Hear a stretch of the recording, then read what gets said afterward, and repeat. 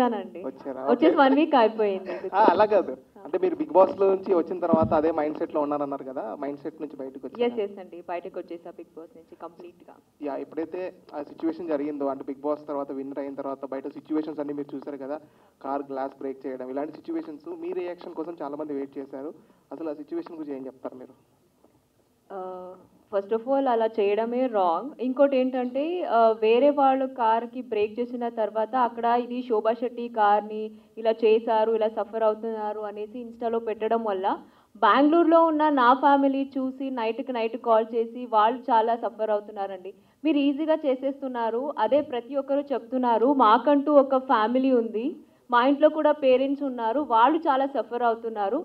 We are respect. ఒకవేళ మీరు మాకు అభిమానం చూపిస్తే నిజంగా వీఆర్ గ్రేట్ఫుల్ అండి. అంతకిన్నా ఎక్కువ మాకేం వద్దు. నిజంగా మేము కూడా అంతే అభిమానిస్తాము మిమ్మల్ని. కానీ లోపల జరిగింది మీరు ఇంకా బయటికి వచ్చిన తర్వాత దాన్ని రివెంజ్గా పెట్టుకొని ఒకరిని టార్గెట్ చేసి కొట్టడం అనేది it's not at all correct అండి. ప్లీజ్ ఎవరైతే చేశారో మీకే చెప్తున్నాను, దయచేసి అర్థం చేసుకోండి. మాకంటూ ఫ్యామిలీ ఉంది, మనం మాత్రమే కాదు ఫ్యామిలీ కూడా సఫర్ అవుతారు. ఏది చేసినా సరే చూసుకొని చేయండి. బికాజ్ ఇంట్లో ఏదైతే జరిగిందో ఇంట్లో వరకు మాత్రమే, బయటికి వచ్చిన తర్వాత మేమందరూ చాలా బాగున్నాం. అక్కడ మీరు ఏదైతే చూస్తారో కొన్ని ఫైట్స్ అవన్నీ ఓన్లీ అక్కడి వరకే. బయటకు వచ్చిన తర్వాత మేమందరూ చాలా బాగున్నాం. ప్లీజ్ అది అర్థం చేసుకోండి. నెక్స్ట్ టైం ఎవరికి ఇలా చేయకండి. అందరికీ నమస్కారం, ఎలా ఉన్నారు అందరూ? Thank you so much each and everyone. ఇరు రాష్ట్రాల ప్రజలకి అందరికీ పాదాభివందనం. నన్ను ఇక్కడి దాకా తీసుకొచ్చారు, మీ ఇంట్లో ఒకటిగా నన్ను చూశారు. ఇంతకన్నా నేను చెప్పుకోవడం అంటూ ఏమీ లేదు. గెలవలేను అనుకున్న వాడిని గెలుపు దాకా తీసుకొచ్చి గెలిపించారు. అంతకన్నా నాకు ఇంకా వేరే అదృష్టంగా నేను ఏం ఫీల్ అవ్వట్లేదు. Thank you so much to each and everyone.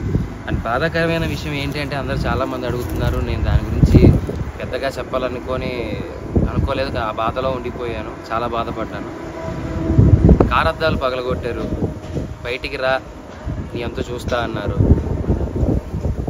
నేను ఒక్కనే ఉన్నప్పుడు మీ ఇష్టం వచ్చింది చేసుకోండి, నాకేం భయం లేదు, ఎవరికి భయపడాల్సిన అవసరం లేదు. కానీ మన ఇంట్లో కూడా ఒక అమ్మ ఉంటుంది, ఒక అక్క ఉంటుంది, ఒక చెల్లి ఉంటుంది, ఒక భార్య ఉంటుంది.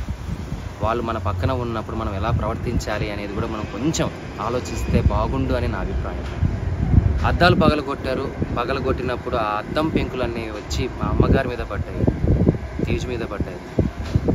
ఏమీ ఎవరికి కాలేదు కాబట్టి సరిపోయింది. అదే ఆ పెంకుల వల్ల ఏదైనా జరగరాంది జరిగిందంటే, ఆ రాళ్ళ వల్ల తల పగిలి ఎవరికైనా ఏదైనా జరిగిందంటే నేను ఈరోజు ఎవరిని కోల్పోయేవానో నాకు తెలియదు. ఇలాంటివి ఇంకెప్పుడు ఎవరికి జరగకూడదు, ఇలాంటివి ఎప్పుడు ఎవరికి చేయకండి. మీకు కోపం ఉంటే తిట్టండి, పడతాను. కామెంట్ పెట్టండి, చూస్తాను. ఇంకా కోపం ఉంటే వీడియోలు తీసి పెట్టండి. ఎలాగో పెట్టారు, నా కుటుంబాన్ని మొత్తం బాధ పెట్టారు.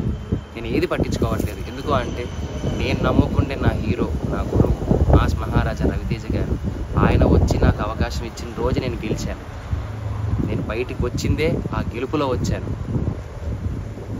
కానీ గెలిచి ఒక ఆనందంతో బయటకు వస్తాను అనుకున్న నన్ను, నా కుటుంబాన్ని రోడ్డు మీద నించోబెట్టారు.